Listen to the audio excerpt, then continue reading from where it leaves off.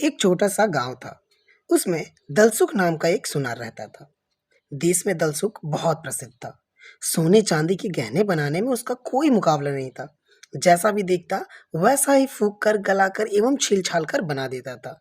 और ग्राहक को विश्वास में लाकर ग्राहक के सोने में से जब तक थोड़ा बहुत निकाल नहीं लेता तब तक उसे चैन नहीं पड़ता। और यह बात तो दलसुख के साथ कसकर लागू होती थी। दलसुख की एक बहन थी जिसका नाम था हंसा। उसने भाई के पास एक हार बनाने के लिए सोना दिया।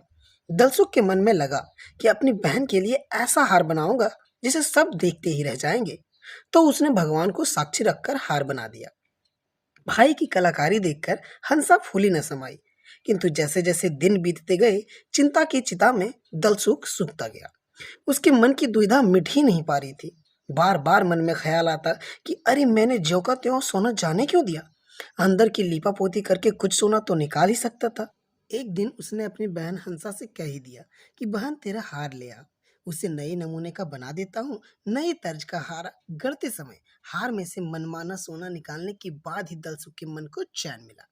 ऐसे ही काम करते करते दलसुख बूढ़ा हो चला। उसके चार बेटे थे, तन सुख, मन सुख, धन सुख और परम सुख।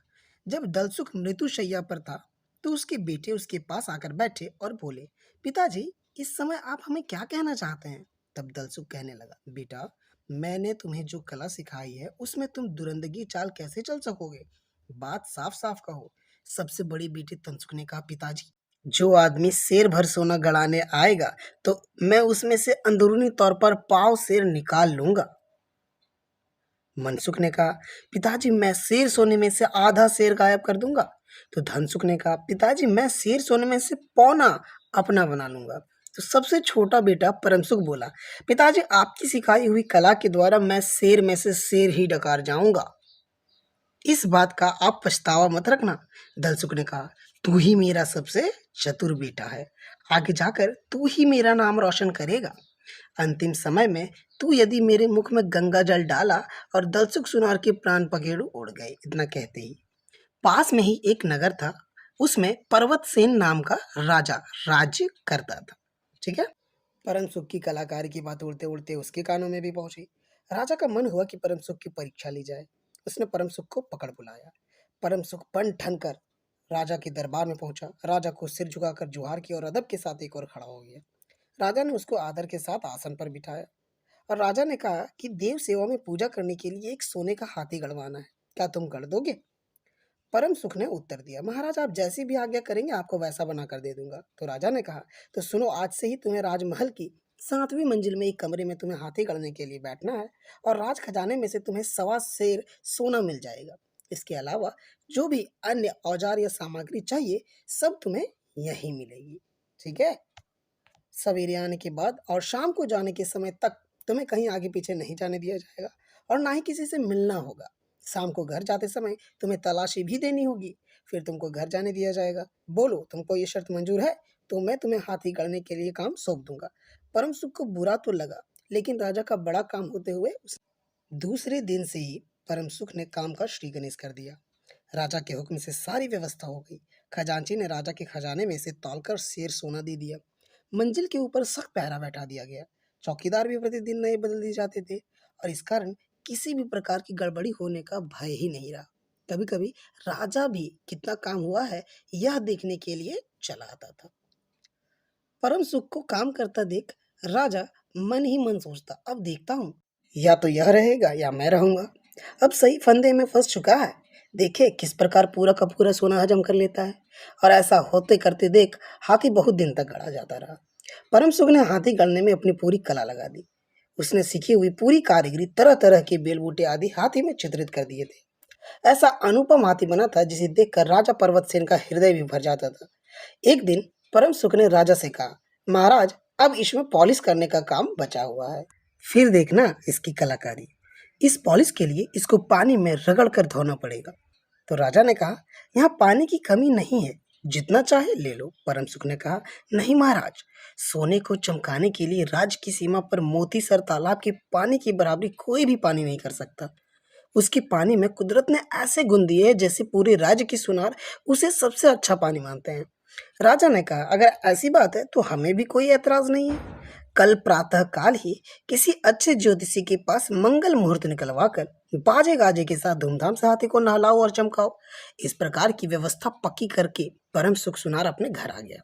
दूसरे दिन सवेरे धूमधाम से सोने की हाथी की सवारी निकली। मंगल बाजे बज रहे थे, स्त्रियां मंगल गीत गा रही थी। राजा के महल से लेकर मोतीसर सरोवर तक राजमार्ग सजाया गया था। तरह तरह के फूलों की खुशबू हवा में तैर रही थी। घोड़ों पर सवार चौकीदार सोने के हाथी का पहरा दे रहे थे। खुद राजा पर्वत सेन भी इस जुलूस में शामिल हुआ। मोतीसर तालाब के गहरे पानी में परम सुख ने डुबकी देकर हाथी को रगड़ रगड़ कर चमकाना शुरू किया। हाँ, अभी काम पूरा होने ही वाला है, ऐसा परम सुख ने कहा। ऐसा कहते कहते रगड़ मांझ कर वह हाथी लेकर बाहर आया। मोतीसर तालाब का शुद्ध पानी सोने की बिल्कुल बराबर पड़ता था और इसलिए हाथी और भी अधिक जगमगा रहा था। उसकी चमक और झलक बहुत अधिक थी। हाथी के पॉलिश होने के बाद सब उसे लेकर राजा के महल में वापिस आ गए। राज्य में मिठाई, बताशे और प्रसाद घर घर बांटा गया। अगले दिन राजा पर्वत सेन का दरबार लगा। दरबार में इतनी बड़ी भीड़ होने के बाद भी इतना शांति थी कि यदि सुई भी जमीन पर गिर जाए तो उसकी भी आवाज सुनाई पड़ जाती। राजा ने जौहरी को बुलाकर कहा कि हाथी के सोने की कस कर जांच करो। जौहरी यह तो जानती थी कि बड़ी बंदोबस्त में हाथी गढ़ा गया है और इस कारण सहज में ही मिलावट या हेराफेरी हो सकती थी। जौहरी ने कहा, महाराज, हाथ कंगन को आरसी की क्या जरूरत, यह तो अजरत की बात नहीं है। आपकी नजरे के आगे हाथी गढ़ा गया है, इसलिए हम लोग इसमें मिलावट या हेराफेरी कैसे निकाल सकते हैं। फिर राजा ने परम सुख से कहा, परम सुख, अपने पिता को अंतिम समय में गंगा जल पिलाते समय तुमने प्रतिज्ञा ली थी कि मैं पूरा का पूरा सोना हजम कर सकता हूँ। यह प्रतिज्ञा तो टूट गई, अब क्या।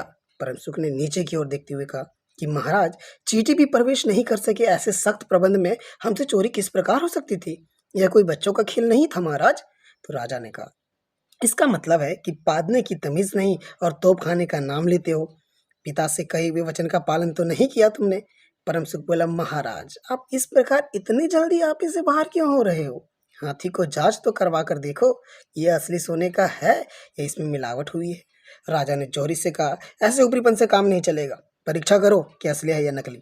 जौहरी ने अच्छी तरह कस कर जांच की तो पता चला कि हाथी तो एकदम पीतल का है। सभी के आश्चर्य की कोई सीमा नहीं रही। सब चकित होकर एक दूसरे की तरफ देख रहे थे। राजा भी हैरान हुआ कि मेरे ही सामने सब काम हुआ है और यह हेरा फेरी किस काम कर गया, किस समय कर गया।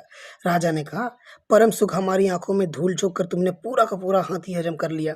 यह कैसे हुआ। हमारे ओर से तुम्हें अभयदान है, तुम्हें कोई दंड नहीं दिया जाएगा। अब सच बताओ, तुमने यह कैसे किया। तो परम सुख ने कहा, सुनो महाराज, शाम को यहाँ से छुट्टी पाकर घर जाता और वहाँ असल गलाए हुए पीतल में से हाथी बनाने बैठ जाता था और जैसा और जितना काम दिन में राजमहल से करता उतना ही और वैसा ही काम मैं रात में घर में कर लेता था। पूरी हाथी गढ़ जाने के बाद मैं इसे पॉलिश करने के लिए आपके साथ मोतीसर तालाब में ले गया था। इससे एक रात पहले सभी से छिपकर मैं पीतल के हाथी को सरोवर में छिपा आया था। सवेरे ही अंतिम पॉलिश करते समय असली सोने का हाथी बदल कर उसकी जगह नकली हाथी रख दिया और रात होने पर असली हाथी निकाल लाया। असली हाथी तो मेरे घर पर रखा हुआ है, यह तो नकली हाथी है। फिर परम सुख राजा की 2 आदमियों के साथ लेकर अपने घर गया और असली हाथी दरबार में ले आया। असली और नकली हाथी बराबर एक साथ रखे जाने पर उनमें बाल भर भी फर्क दिखाई नहीं पड़ता था। राजा पर्वत सेन ने परम सुख को शाबाशी दी और कहा कि तुम्हारी कला को मान गए। हमारी आंखों के सामने होते हुए भी तुमने अपनी कला से, अपनी सूझबूझ से और अपनी चतुराई से पूरा का पूरा हाथी अपना बना लिया। ठीक है दोस्तों, थैंक यू।